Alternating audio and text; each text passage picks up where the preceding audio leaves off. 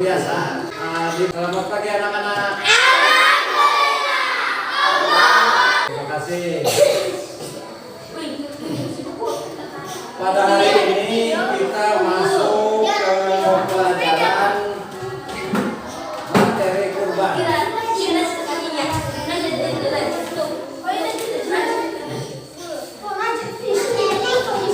Materi kurban. Perhatikan. Assalamualaikum warahmatullahi wabarakatuh.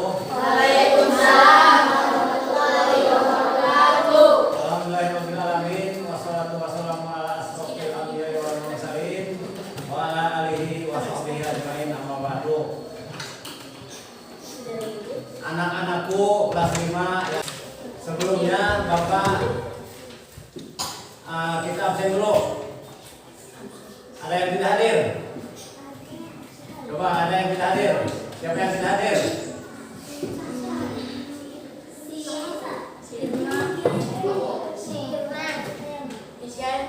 Irma.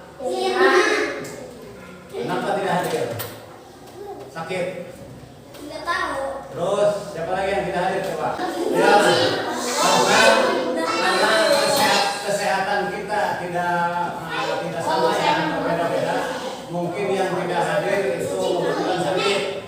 Marilah kita doakan semoga kalau sakit kita doakan semoga penyakitnya cepat diangkat oleh Allah Subhanahu Wa Taala. Sebelum dimulai pelajaran ini kita berdoa dulu, ya berdoa seperti biasa. Bismillahirrahmanirrahim. Rabbi shrahli sadri. Yassirli amri. Wahlul 'uqdatam min lisani. Yafqahu qawli. Amin. Ya, masuk ke tujuan pembelajaran ya. Pada materi sekarang yang kita pelajari pada hari ini, tujuan pembelajarannya adalah siswa memahami sejarah ibadah kurban. Satu, ya. Itu. Yang kedua, pengertian ibadah kurban dan dasar atau dalil ibadah kurban. Perhatikan, dengarkan ya. Sejarah ibadah kurban.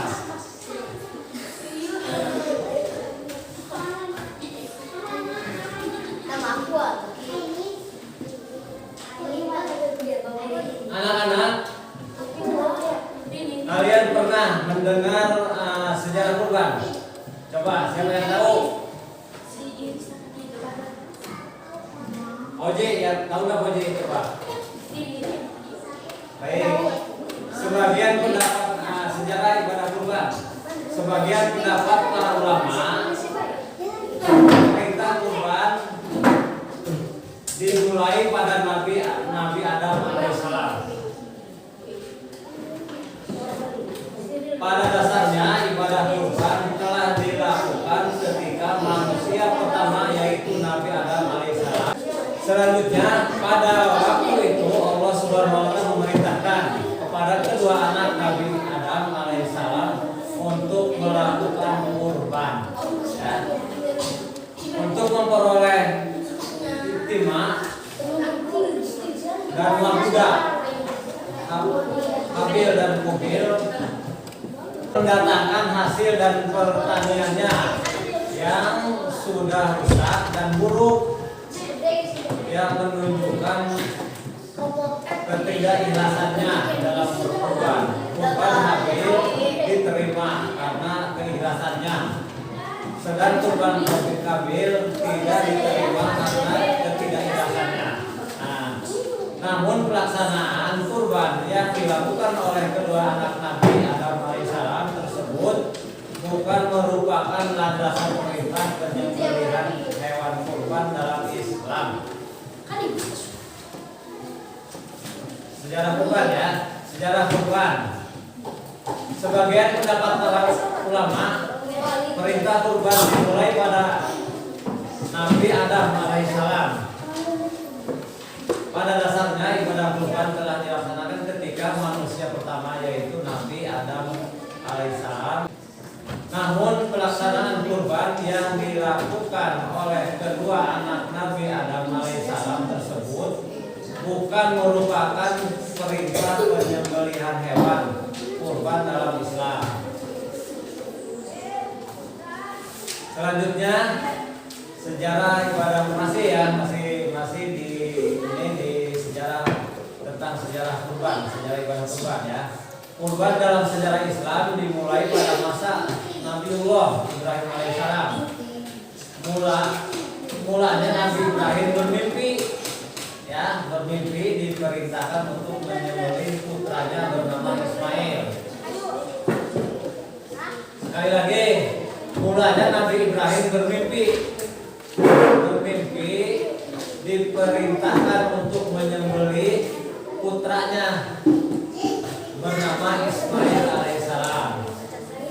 Pada mimpi pertama, Nabi Ibrahim alaihissalam tidak percaya dan mengira mimpi itu bisikan setan, bukan perintah Allah Subhanahu wa taala. Jadi anak-anak, pada mimpi pertama Nabi Ibrahim alaihissalam tidak percaya dan mengira mimpi itu bisikan setan, bukan perintah Allah Subhanahu wa taala. Jadi dikiranya itu mimpi bukan perintah Allah Subhanahu wa taala, melainkan bisikan setan. Tapi kenyataannya itu wahyu wahyu dari Allah Subhanahu wa taala. Namun Nabi Ibrahim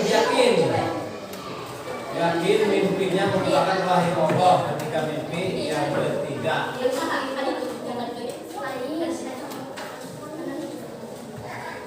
Akhirnya mimpi Nabi Ibrahim alaihissalam dilaksanakan ketika Ismail alaihissalam berusia 7 tahun. 7 tahun. Ada pula yang berpendapat 13 tahun. Jadi putra Nabi yang namanya Nabi Ismail alaihissalam berusia 7 tahun. Ada pula yang berpendapat 13 tahun. Sebagian ada yang berpendapat 13 tahun. Pada tanggal 10 Dzulhijjah Ismail alaihissalam disembelih. Namun karena ketaatan dan ketakwaan Nabi Ibrahim dan putranya Ismail, maka Allah Subhanahu wa taala memberikan rahmat dan kasih sayangnya kepada beliau berdua. Ketika penyembelihan dilaksanakan oleh Nabi Ibrahim dengan izin Allah, Ismail alaihissalam diganti oleh Allah Subhanahu wa taala dengan seekor domba. Alhamdulillah, segala puji bagi Allah Subhanahu wa taala. Sejarah inilah yang diambil untuk dasar ibadah kurban yang dilakukan Islam seluruh dunia. Jadi anak Nabi Ibrahim itu yang bernama Ismail itu disembelih, ternyata itu diganti oleh seekor domba. Bayangkan kalau dulu Nabi Ibrahim menyembelih putranya Nabi Ismail alaihissalam untuk dikorbankan oleh orang tua kita, tapi itu sejarahnya tadi sejarahnya diganti oleh seekor domba.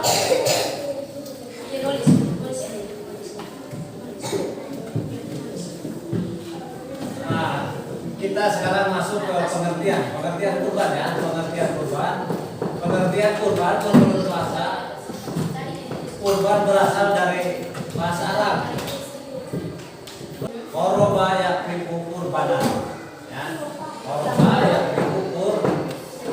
qoroba yakribu kurbanan yang artinya dekat, mendekatkan, menghampiri.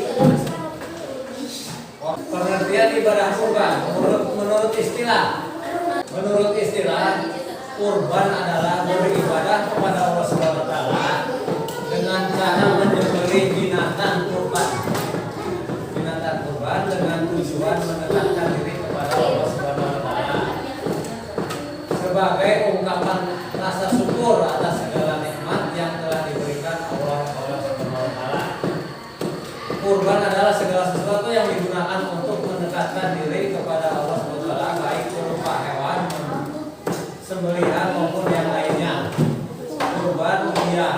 disebut kurban fidyah. Adalah menyembelih binatang kurban dengan tujuan ibadah kepada Allah Taala pada hari raya Idul Adha tanggal 10 dan 3 hari tasrik tanggal 11, tanggal 12, 13 Dzulhijjah.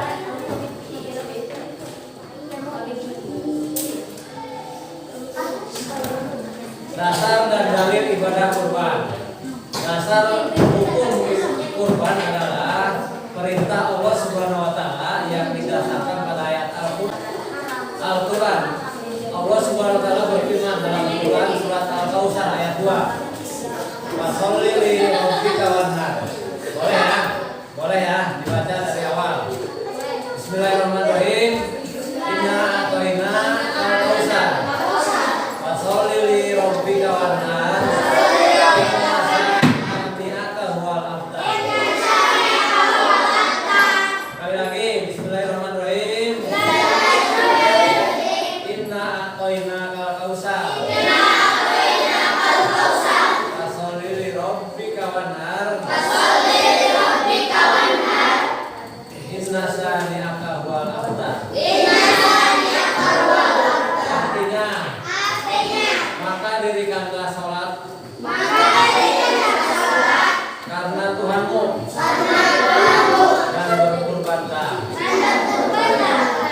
Quran surat Al-Kautsar ayat 2 yaitu fasholli rabbika wanhar.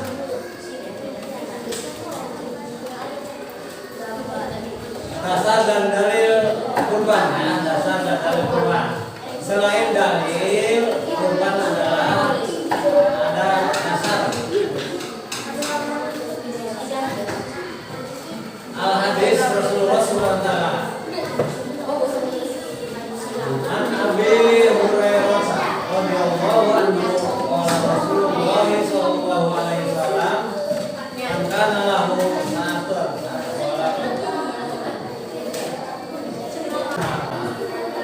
Artinya dari Abu Hurairah radhiyallahu anhu telah berkata Rasulullah SAW, barang siapa yang mempunyai kemampuan tetapi ia tidak berkurban, maka janganlah ia menempati tempat supaya kami. Hadis riwayat Ahmad dan Ibnu Majah. Nah, pada pertemuan kali ini dengan materi kurban dari sejarah dan dalil dan hadis tentang kurban. Cukup diperhatikan. Setelahnya ya,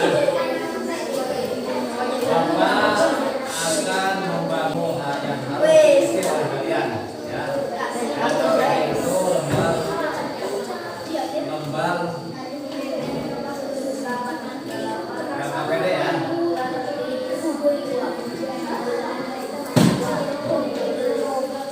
Dik, bagikan Dik. Bagikan Dik.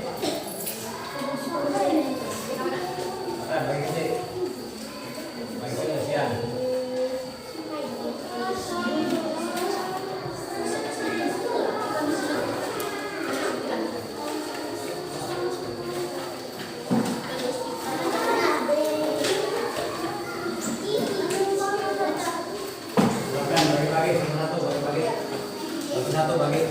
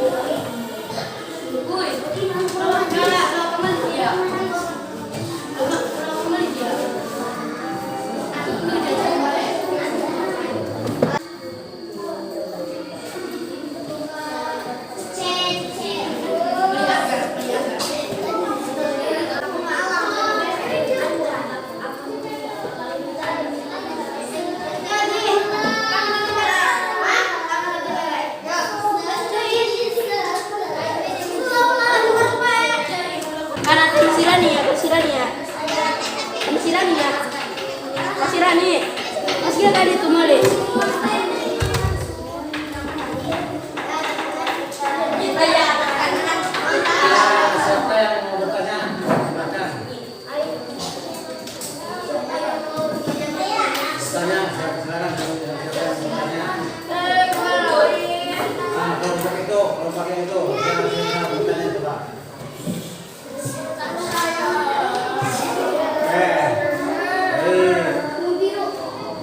Terima kasih. Nah, pada kesempatan kali ini materi kurban ya, kesimpulannya adalah menurut bahasa kurban artinya dekat, ya, mendekatkan diri yang kita bahas tadi ya.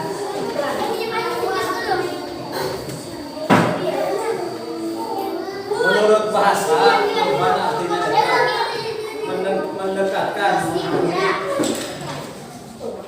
Kurban artinya dekat, mendekatkan diri ya, menghampiri. Menurut istilah kurban adalah beribadah kepada Allah Subhanahu wa taala dengan cara menyembelih binatang kurban dengan tujuan mendekatkan diri kepada Allah Subhanahu wa taala sebagai ungkapan rasa syukur ya, sebagai ungkapan rasa syukur atas segala nikmat yang telah diberikan oleh Allah Subhanahu wa taala. Terus dasar hukum ibadah kurban adalah Al-Qur'an dan Al-Hadis. Dan hukum asli kurban adalah sunnah makan. Sunnah makan adalah sunnah yang sangat dianjurkan. Akan tetapi hukum kurban bisa berubah menjadi wajib.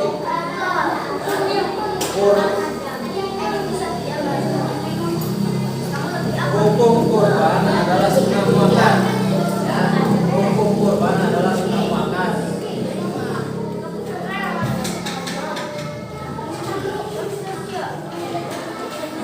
Sunnah makan adalah yang sangat dianjurkan, tetapi hukum kurban bisa berubah menjadi wajib. Sebab sebagai berikut. Jika seorang bernadar untuk berkurban, jika ia telah melakukan ketika membeli atau memiliki hewan tersebut, ini adalah hewan kurban sama. Yang kelima kesimpulannya adalah hewan yang dibuat kurban harus memenuhi syarat. Sekali lagi ya. Hewan yang dibuat kurban harus memenuhi syarat. Ya, harus memenuhi syarat umur dan kesehatan. 6. Yang keenam ya, menurut sebagian besar ulama bahwa waktu penyembelihan hewan kurban adalah tanggal 10 Dzulhijjah. 10 Dzulhijjah setelah salat Idul Adha dan 3 hari berikutnya yaitu pada hari tasyrik ya, pada hari tasyrik tanggal 11, 12, 13 Dzulhijjah. 7.